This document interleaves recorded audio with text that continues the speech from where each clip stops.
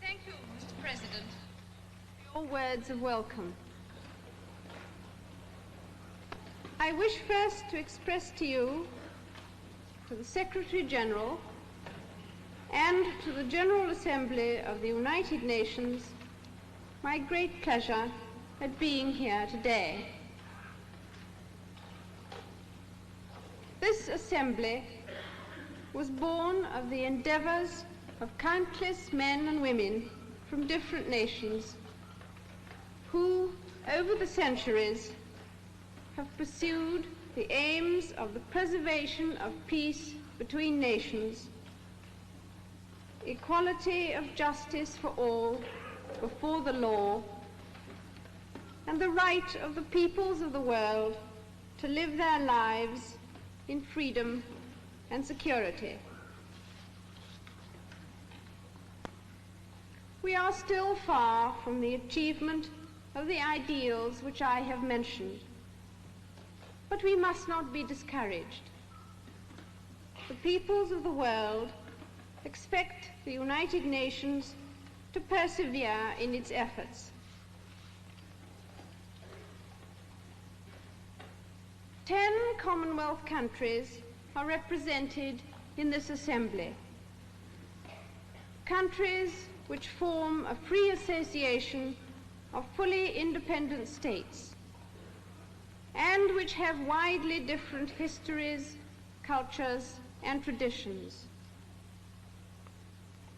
Common ideals and hopes, not formal bonds, unite the members of the Commonwealth and promote that association between them, which, in my belief, has contributed significantly to the cause of human freedom. The countries of the Commonwealth regard their continuing association with one another and joint service to their high ideals as still an essential contribution to world peace and justice.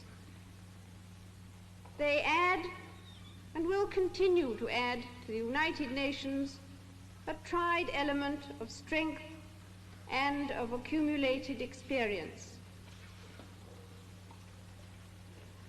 The United Nations is an organization dedicated to peace, where representatives from all over the world meet to examine the problems of them. In it, men and women from all these countries, large or small, powerful or weak, can exercise an influence that might otherwise be denied to them. The United Nations also originates and inspires a wide range of social and economic activities for the benefit of the whole human race. But, Mr. President, the future of this organization will be determined not only by the degree to which its members observe strictly the provisions of the Charter and cooperate in its practical activities, but also by the strength of its people's devotion to the pursuit of those great ideals to which I have referred. I offer you my best wishes in your task and pray that you may be successful.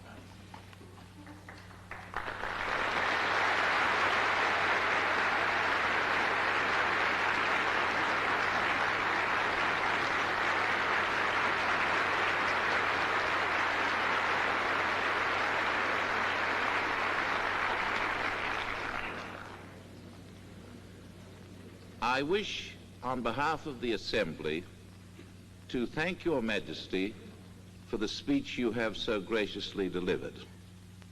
Your Majesty, as the head of the Commonwealth, expresses the devotion of its far-flung and diverse peoples to the purposes of peace, advancement, and justice. I venture to say there is not one among us who does not rejoice in the presence here today of a queen, a wife, and a mother who is a symbol in her lovely person of the noblest ideals of womanhood.